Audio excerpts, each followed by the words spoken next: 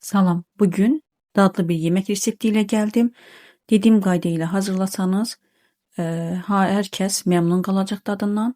Çox dadlı olur. Əvvəlcə keçirəm xəmirini hazırlamağa. 300 qram una, 1 yumurta və 150 milli qatıqdan istifadə edəcəm. Və bura yarım çay qaşığı soda, 1 çay qaşığı da duz əlavə edirəm və əvvəlcə ərzaqları qarışdırıram, daha sonra xəmir yoğururam. Əvvəlcə çəngəl vasitəsilə xəmiri, daha sonra əlimlə yoğururam. Əgər duru olarsa onda un əlavə edin. Mən biraz un əlavə etdim. Qatı olarsa da yenə qatıqdan istifadə edə bilərsiniz. Xəmiri bu şəkildə yoğurdum. Gördüyünüz kimi kıvam bu şəkildədir və üzərini örtüb qoyuram bir kənara ki, xəmir dincəlsin. Daha sonra mən bişirəcəyim qaba soğan doğrayıram kub şəklində gördüyünüz kimi. Üzərinə kərə yağı və zeytun yağından istifadə edirəm. Xəmir artıq dincəlib, xəmiri 2 hissəyə bölürəm və götürəcəyim kündəni bu şəkildə yayıram. Qalınlığını özünüz fikir verərsiniz. Yuxanın qalınlığı necə olmalıdır? Nazik şəkildə olmalıdır ki, yəni bişdiyində qatları bişsin. Bu arada da soğanı arada qarışdırıram və üzərinə sarı kök əlavə edirəm.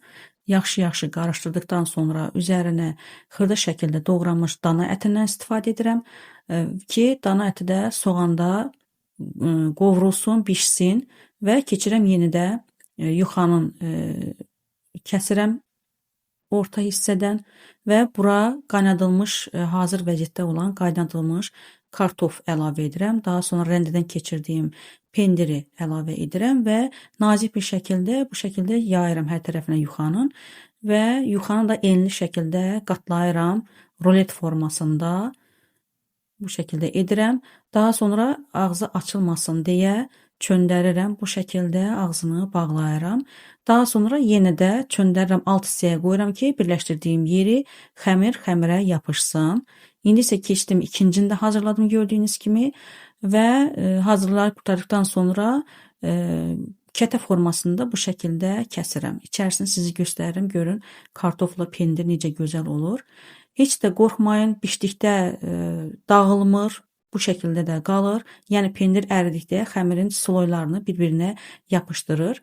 Bu arada artıq ət qovruldu, suyu çəkildi və üzərinə iri şəkildə doğradığım kartofu, markovu əlavə edirəm. Əvvəlcə 1 stəkan qaynar su əlavə edirəm, daha sonra lazımı qədər soyuq su əlavə edirəm və yeməyin kartofu bişənə qədər gözləyirəm. Daha sonra bura ədviyyatları əlavə edirəm, qara istiot və biber dənələri əlavə edirəm. Çox dadlı olur onda.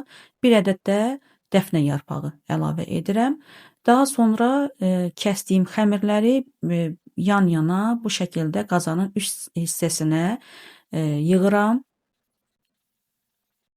Gördüyünüz kimi bu şəkildə yığdım və daha sonra ocağın altını biraz zəif edirəm. Ağzına qapaq qoyuram. Hardasa 15-20 dəqiqə ərzində bişirirəm.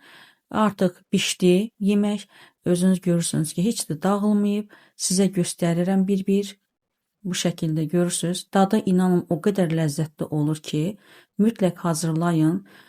Çox asandır. Xəngəl kimi də dadı olur. Buna bəlkə də pendirli, sulu xəngəl deyirlər. Yer kökünün, kartofun, ətin, dəfnə yarpağının və biber dənələrinin tamı çox gözəl hiss olunur. İzlədiyinizə görə təşəkkür edirəm.